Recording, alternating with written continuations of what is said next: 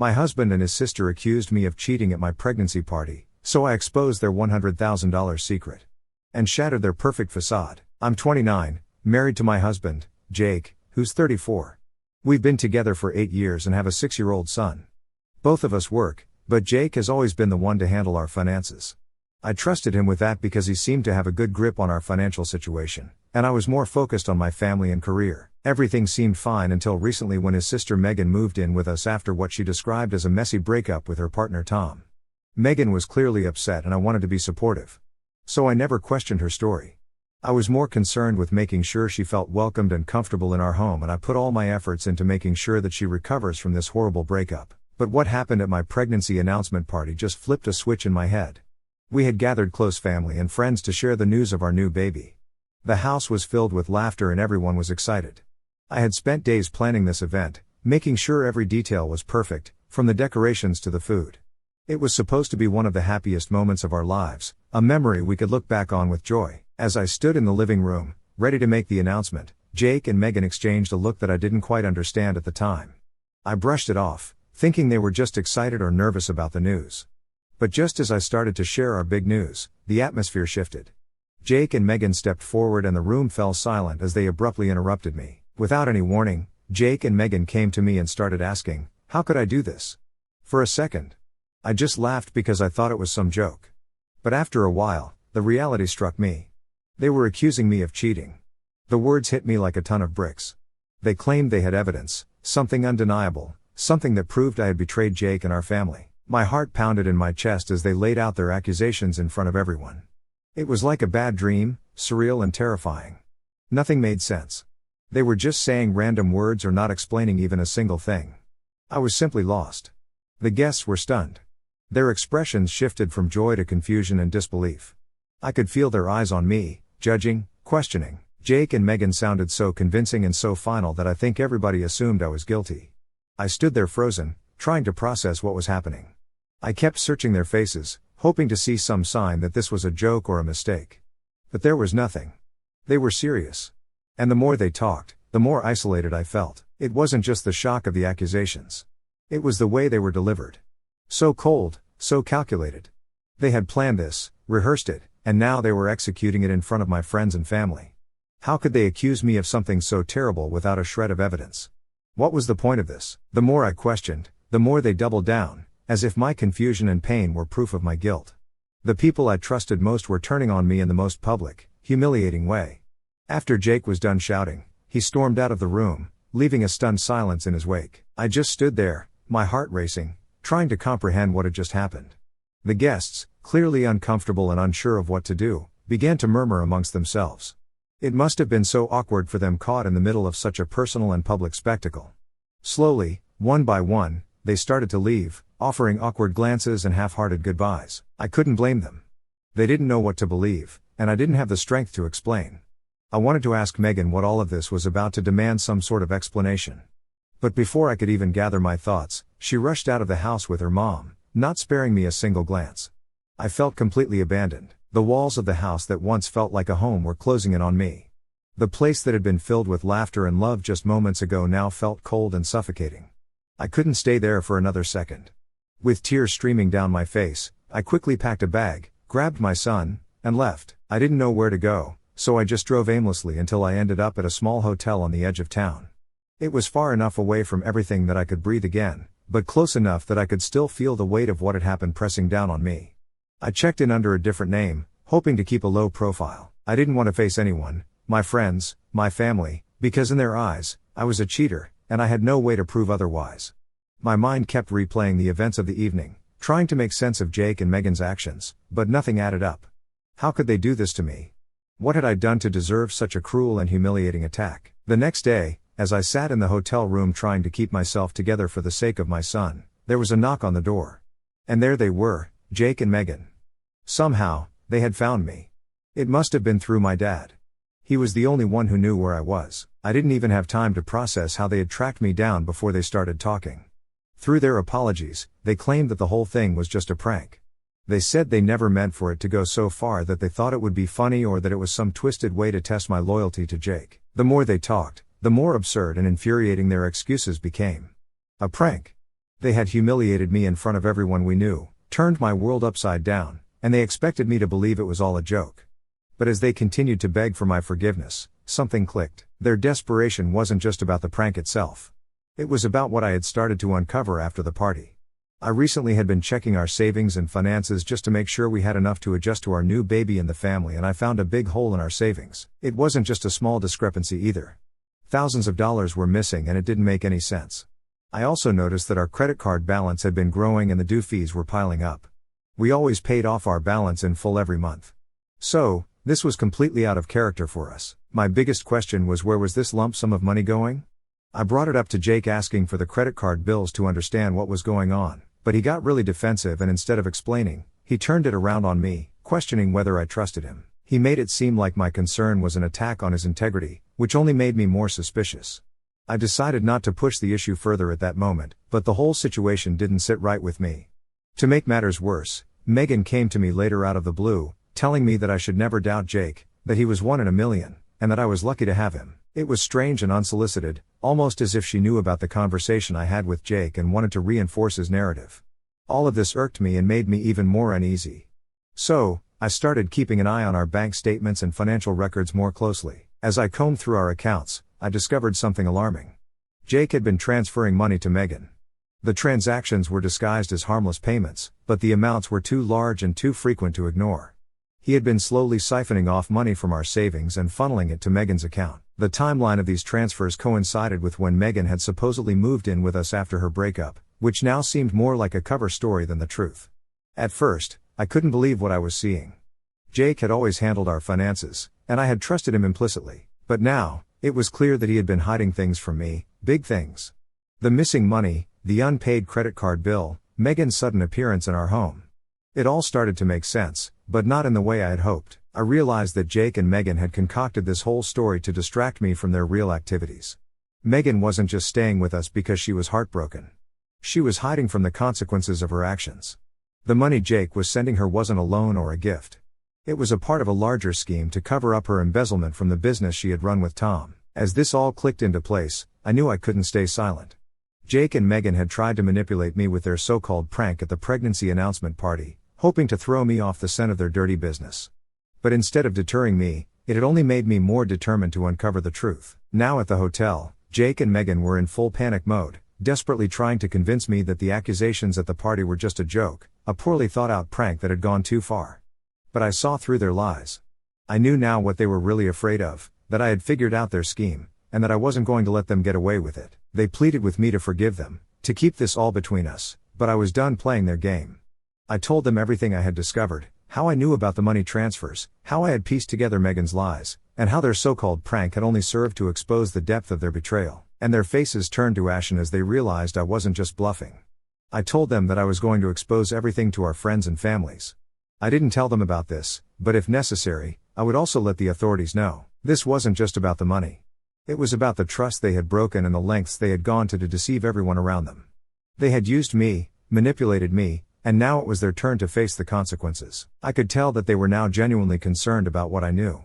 Jake and Megan broke down in tears, begging me to reconsider, to think about the impact this would have on our lives. But I didn't care anymore. Just like my husband hadn't before calling me a cheater in front of our families, this wasn't a prank and I wasn't about to let them off the hook. They had made their choices and now they would have to deal with the fallout. After a while, I got tired of hearing their meaningless apologies and called security, asking them to escort Jake and Megan out. As Jake was leaving, he turned to me and said that he knew he had made a mistake and was sorry for what he had done. But if I moved ahead with my plan, I would be destroying our son's and unborn child's life. His words hit me harder than I expected. I pretended to stay strong, but that one sentence kept echoing in my mind. Now I'm left wondering if this is really worth it.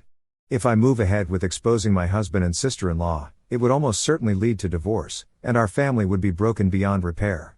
Our children would grow up with their parents at odds, and everything we've built together would be torn apart.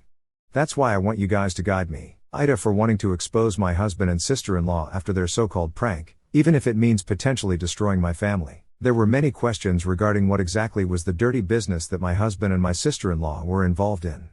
Well, to be truthful, I wasn't fully aware either up until some days ago. So to understand the whole thing, I reached out to Tom, Megan's ex-boyfriend. Initially, He was a little reluctant to go into detail about the incident, but after I told him what had happened recently with me, he was happy to tell me everything.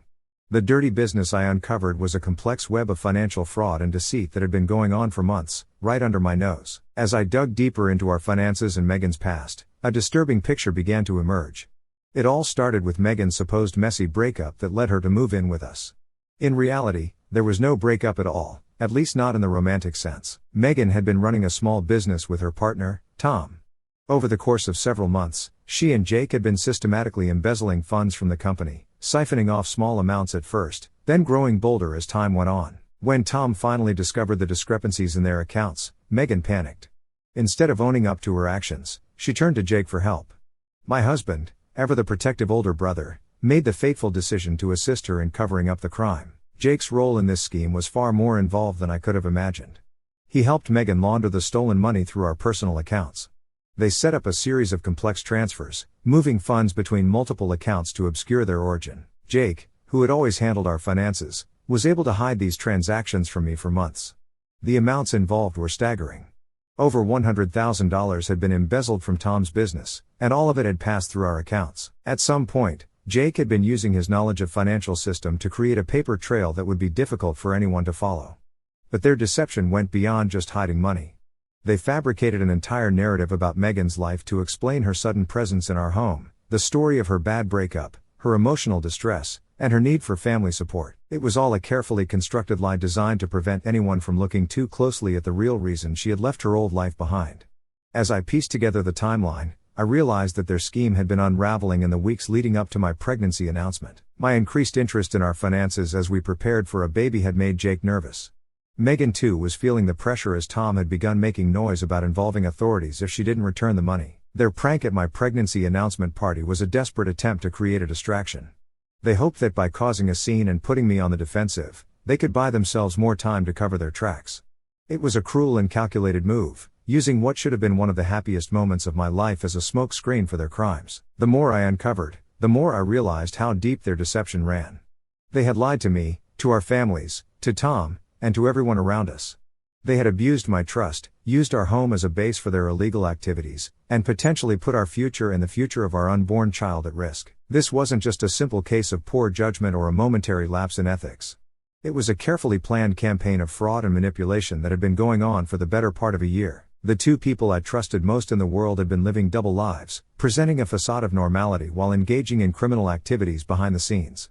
And after a lot of thinking and reading through your advice, I realized that what Jake and Megan did to me at my pregnancy announcement party was unforgivable. They betrayed my trust, used our finances to cover up their crimes, and then had the audacity to humiliate me in front of our loved ones. To just forgive them without any consequences would only encourage them to continue doing whatever they want, believing they can escape without repercussions. So, I've made up my mind. I'm planning to let both Jake and my family know everything. They need to understand the full extent of what's happened here and how deeply it has affected me. I know it's going to be a difficult conversation, but it's something that needs to be done. I can't keep this secret any longer and they deserve to face the consequences of their actions. I'll let you guys know as soon as that happens. It wasn't easy, especially considering the last time they had seen me, I was accused of being a cheater. The whispers had spread like wildfire. Many of them even believed I was pregnant with someone else's baby. Convincing them to meet was an uphill battle, but I knew I had to do it. I reached out to each of them personally, explaining that I had something crucial to reveal, something that would change everything they thought they knew. There was skepticism, hesitation, and a lot of awkwardness, but eventually they agreed to hear me out. When everyone finally gathered, the tension in the room was palpable. I could see the mix of doubt and curiosity in their eyes, but I was determined. I took a deep breath and started from the beginning, laying out the timeline of events that had led to this moment. The room was silent as I explained how I had been going over our finances, discovering the missing money, and how Jake had reacted so defensively when I asked him about it. I described how Megan had tried to convince me that I was doubting a husband who was one in a million. But I knew just my words wouldn't be enough to convince everyone, especially after the accusations against me. So I came prepared with proofs, bank statements, credit card bills, and all the evidence I had painstakingly gathered. I laid them out in front of everyone, showing the series of transactions that revealed how Jake had been transferring money to Megan, helping her cover up her embezzlement. Then I brought in my trump card, Tom. The last time we had met to discuss everything, he had volunteered to stand by me as a witness. He was respected by my in-laws, admired even, and I knew his words would carry weight. As he recounted the story of how Megan and Jake had been systematically stealing from the business, the disbelief in the room was almost tangible. My mother-in-law's face turned pale as the realization dawned on her, while my father-in-law shook his head in disbelief. This was a truth that none of them had ever imagined. Two people they loved and trusted had been deceiving them all along. Finally, I addressed the elephant in the room, the cheating accusations that Jake and Megan had thrown at me during the pregnancy announcement party. I revealed what they had later told me about it being a prank, but I made it clear that I had no physical proof to offer them. I looked each of them in the eye and told them they were welcome to go through my laptop and phone if they needed reassurance. I had nothing to hide because I had never done anything wrong. The room was quiet for what felt like an eternity. I could see the shock etched on everyone's faces, especially my mother-in-law and father-in-law. My mother-in-law looked utterly devastated, struggling to reconcile the image of their beloved children with the reality of what they had done. My father-in-law, on the other hand, was visibly angry, his hands clenched into fists as he listened to Tom recount how Jake and Megan had siphoned money from the business and manipulated everyone around them. I understood it was a lot for them to take in. Their world had just been turned upside down. Then my own family reacted. My parents, who had initially believed the cheating accusations and had distanced themselves from me, were now full of remorse. My mother's voice cracked as she apologized over and over again, telling me how sorry she was for doubting me and how ashamed she felt. My father, usually so stoic, looked at me with tears in his eyes and kept saying that he failed me and was sorry. As the revelation sank in, a couple of relatives came forward with additional information about Megan. One of my cousins mentioned that Megan had borrowed money from her a while back, claiming she was in a bad spot after her breakup with Tom. She had never returned the money, and whenever the topic was brought up, Megan would start crying about how terrible things were with Tom, making everyone feel sorry for her and dropping the issue. My in-laws were heartbroken, struggling to come to terms with the fact that their children had done something so atrocious. My parents were filled with guilt for not standing by me when I needed them most, and even though Jake and Megan weren't there, their absence spoke volumes. The betrayal was deep, and the fallout was only beginning.